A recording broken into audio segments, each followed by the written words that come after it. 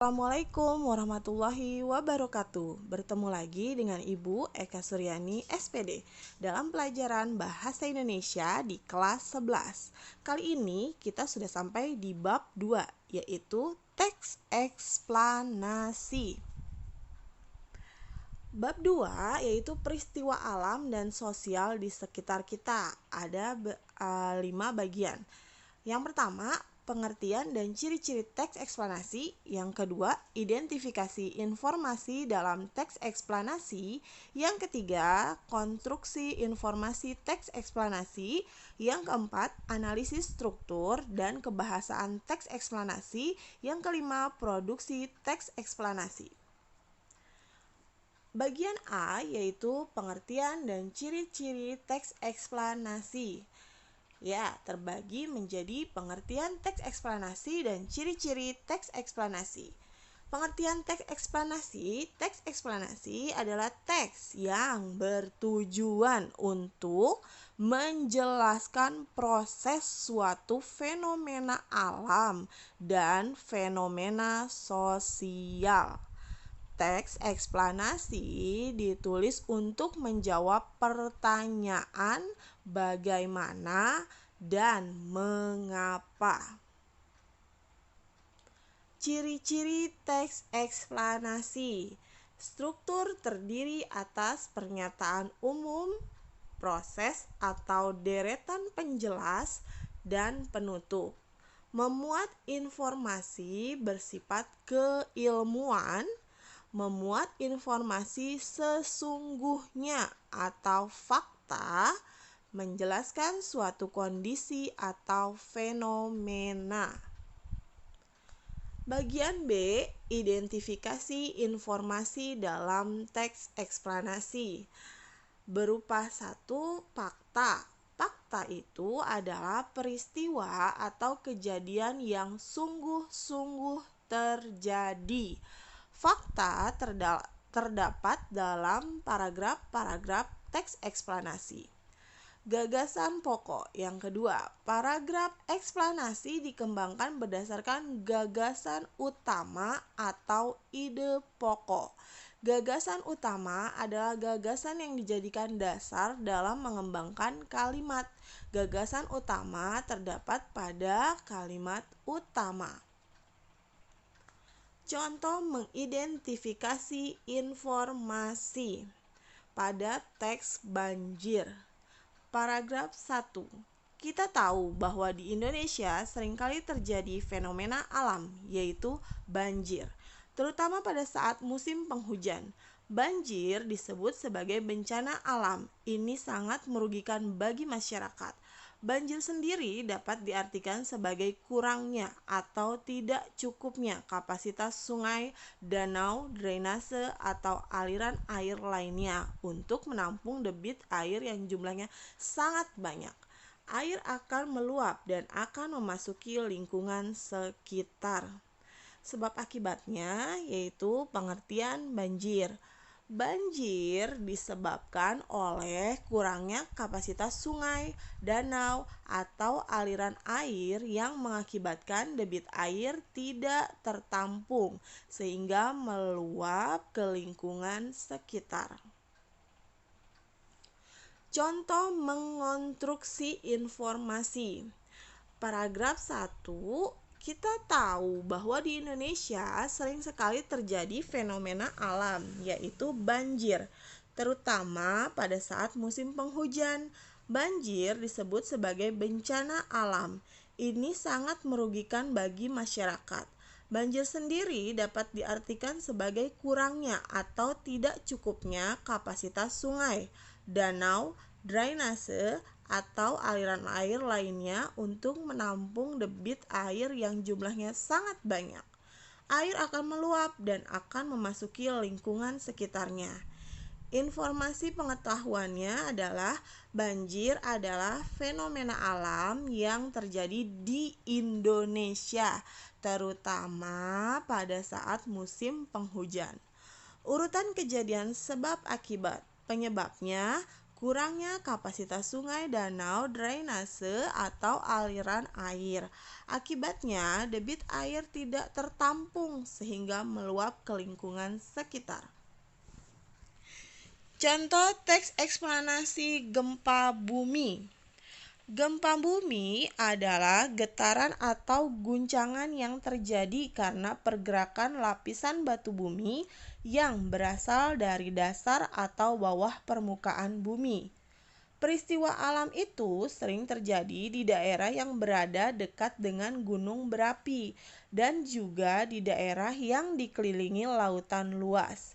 Gempa bumi terjadi karena pergeseran lapisan bawah bumi dan letusan gunung yang dahsyat. Selain itu, gempa bumi terjadi begitu cepat dengan dampak yang begitu hebat. Oleh karena itu, akibat yang ditimbulkan sangat luar biasa. Getaran gempa bumi sangat kuat dan merambat ke segala arah, sehingga dapat menghancurkan bangunan dan menimbulkan korban jiwa. Berdasarkan penyebab terjadinya, gempa bumi dapat digolongkan menjadi dua, yaitu gempa tektonik dan gempa vulkanik.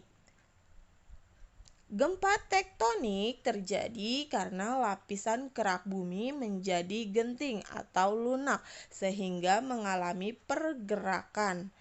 Teori tectonic plate berisi penjelasan bahwa bumi kita ini terdiri atas beberapa lapisan batuan. Sebagian besar daerah lapisan kerak ini akan hanyut dan mengapung di lapisan, seperti halnya salju. Lapisan ini bergerak sangat perlahan, sehingga terpecah-pecah dan bertabrakan satu dengan yang lainnya. Itulah sebabnya mengapa gempa bumi terjadi. Sementara itu, gempa bumi vulkanik terjadi karena adanya letusan gunung berapi yang sangat dahsyat. Gempa vulkanik ini lebih jarang terjadi jika dibandingkan dengan gempa tektonik. Gempa dapat terjadi kapan saja tanpa mengenal musim. Meskipun demikian, konsentrasi gempa cenderung terjadi di tempat-tempat tertentu saja, seperti pada batas plat Pasifik. Tempat ini dikenal dengan lingkaran api karena banyaknya gunung berapi. Bagian C, kita kembali lagi ke materi ya. Bagian C, konstruksi informasi teks eksplanasi. Ada bagian-bagian teks eksplanasi dan susun ulang teks eksplanasi. Bagaimana caranya?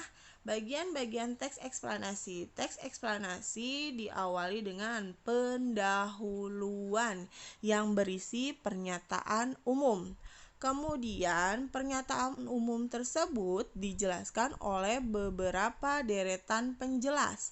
Beberapa penjelas tersebut kadang-kadang disimpulkan dalam bagian penutup. Susun ulang teks eksplanasi. Abstraksi merupakan penyajian singkat mengenai isi teks secara jelas dan akurat. Beberapa aspek yang perlu diperhatikan pada saat mengabstraksi teks eksplanasi. A. Membaca teks dengan cermat dan teliti. B.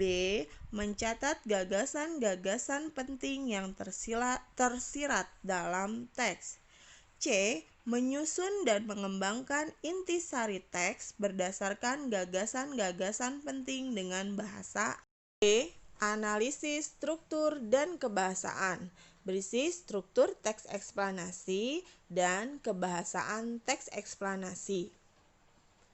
Struktur teks eksplanasi. Ada pernyataan umum, penjelasan proses, dan penutup.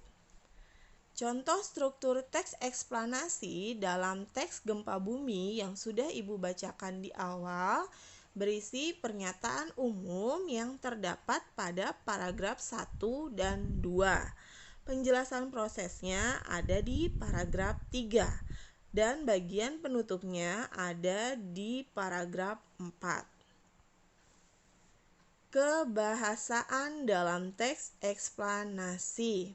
Yang pertama, fokus pada hal umum, bukan berfokus pada partisipan atau manusia. Biasanya bencana alam seperti banjir, gempa bumi, gunung meletus, dan lain-lain. Kemudian yang kedua, kata kerja relasional adalah kata kerja yang berfungsi sebagai penghubung antara subjek dan kata pelengkap. Yang ketiga, konjungsi waktu adalah menjelaskan hubungan waktu antara dua hal atau peristiwa. Konjungsi waktu contohnya adalah apabila, bila mana, hingga, sejak, selama, semenjak, sementara, ketika, bila, sambil, sebelum, sampai, demi, sedari, seraya, waktu, setelah, sesudah, dan tatkala. Konjungsi kausal adalah menjelaskan peristiwa terjadinya sesuatu. Misalnya, sebab, karena, sebab itu, dan karena itu.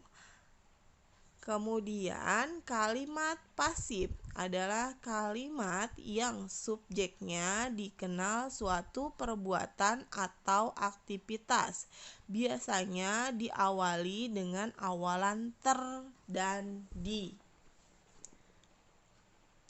Kebahasaan dalam teks prosedur gempa bumi.